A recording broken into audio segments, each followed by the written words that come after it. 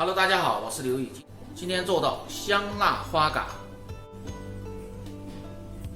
吃的时候蘸着下边的汤汁儿，吃着味道更香嫩辣。准备花蛤1斤，倒入清水中，加入色拉油，先泡至20分钟，隔绝空气，然后让它慢慢吐沙，然后再清洗干净。再切点小料，葱段儿，再切点小米辣，如果喜欢吃辣的可以多切点。再切点杭椒段儿，去腥增香，来增加辣味儿。再切点葱段儿，花椒、辣椒，把花蛤搅一下，清洗干净。看这个花蛤，它就已经张嘴了，泥沙也吐得差不多了。好，准备好开炒。起锅烧水，先下入料酒，下入花蛤，小火慢慢的焯一下子，穿烫成这样就可以捞起来了。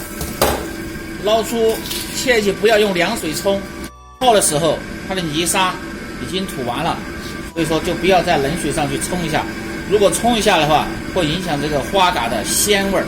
再舀一勺这个川花甲的原汤，等一下炒花甲的时候放入，让它收下汁儿，味道更鲜。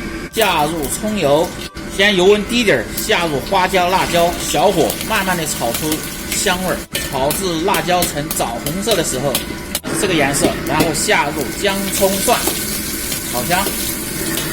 少许的豆瓣酱，炒香，炒出颜色。少许的火锅底料，炒香。再放入料酒，能炒出香味儿，然后下入小米辣，继续炒出香味儿、辣味儿，然后下入花蛤，翻炒均匀，然后加入刚才川花蛤的原汤，稍微收一下，调味儿，盐、鸡精、味精、胡椒粉和少许的白糖。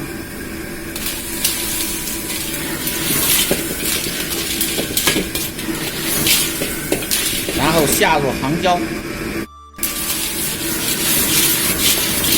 像这样烧啊，它有点汁水，吃着味道更鲜。蘸着下边这个汤汁儿，别入少许的蒸鱼豉油，用水淀粉勾个薄芡，也可以不勾芡也可以。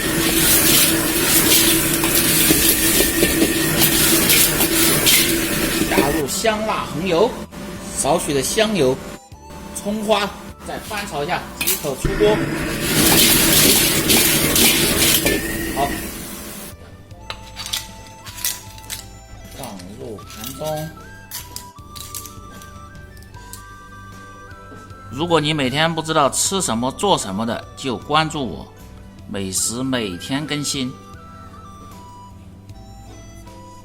关注西瓜视频美食留意，这里总有你喜欢的美食的做法。感谢大家的支持。